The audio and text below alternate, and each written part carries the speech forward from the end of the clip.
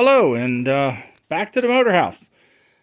If you've been watching the other episodes I have here, you'll notice I got a barn final on. That's all tucked away and ready to go into storage. So I'm needing to get back onto the 7. Yes, gotta get back to the restoration. You might see lots of hardware because I was unhappy with the condition of a lot of the bolts and then they came out, and of course nylock nuts, you really need to put new ones on. So let's go to the front. Lots of progress has been made on the front suspension. Everything is, we'll say, loosely fitted. I haven't tightened anything up, just making sure that everything is in place before I get to tightening. And of course, until it's on its wheels and has all its weight to it, I won't do final tightening on the suspension anyway. Just a good look. Steering rack's in. Now, I did make a change on something on the rack. Well, let's just say no, I didn't make a change. I went with the original. I got new rubber bushings for putting these mounts on. And the rubber was a little thicker than the original. The originals were in good condition. I didn't like the fit of the new bushings.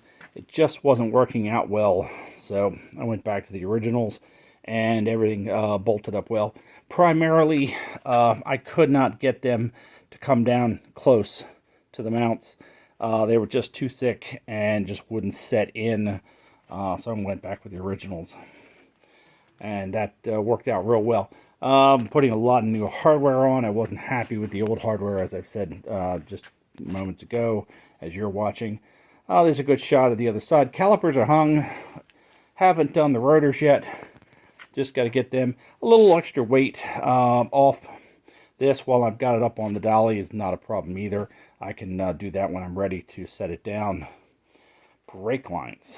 Kind of taking the old brake lines and pulled them out, and I really been thinking about, do I want to put new brake lines on it, or do I want to clean up and paint the old lines and use them? I like to use as much original stuff as I can. I really do.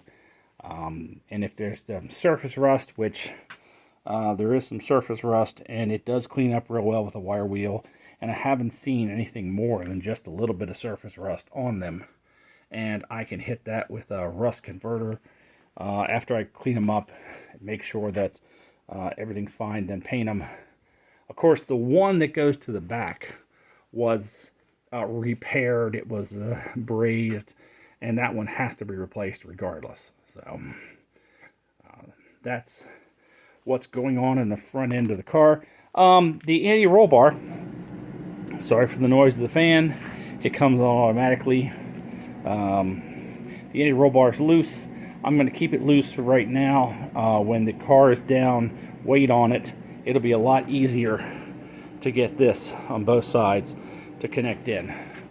So now I've made some progress in the back. Before I can hang the rear suspension, I need to get the gas tank in. So this is the gas tank. And I'll go over a couple of things. Now this, I believe, I'll call it a vapor recovery tube, which sits here up on top, connected here with a small hose, and then it's connected to another device that was up inside the fender. If you go way back, you'll find it. I didn't like that it just sits up here and kind of bounces around. So I'm taking some 1-inch shrink wrap that I have and put around it.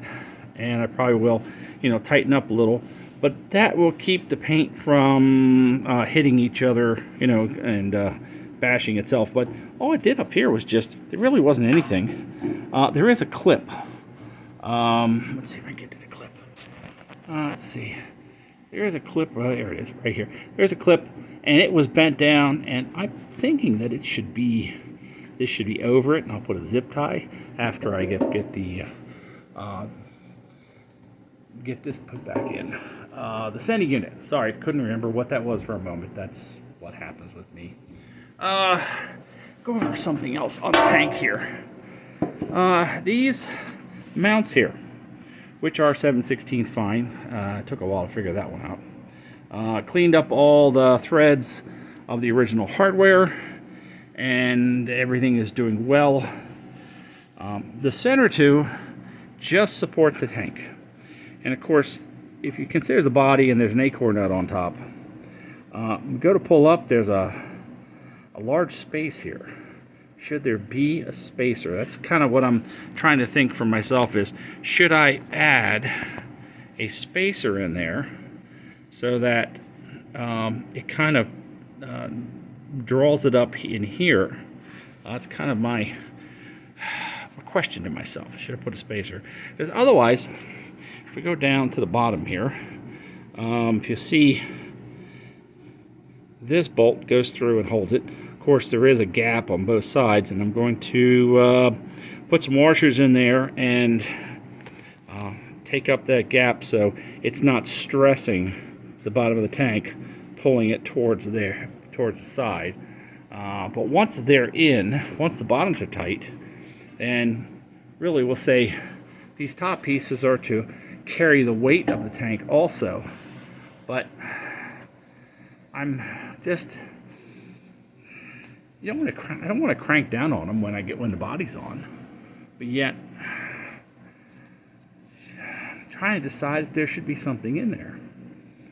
Of course, if you ever have to take the tank off with the body on, I don't know if you would ever be able to get them back up in there. Well, it might be okay. It's just something I'm running around in my head trying to figure out right now. Still have to get a takeoff for this. That's the fuel feed. I got to get the right size line in there. Of course, originally it was a plastic line, if you've been following, with a little ferrule on it, and I need to change that over to something that's a little more durable. Now let's see if I can look up underneath. Let's see. Yes, the drain. Had a few issues with the drain. I thought it was 12 millimeter because it really didn't work well, but it was 1/2 inch. Yeah, and it was 1/2 inch. Not fine thread. So I took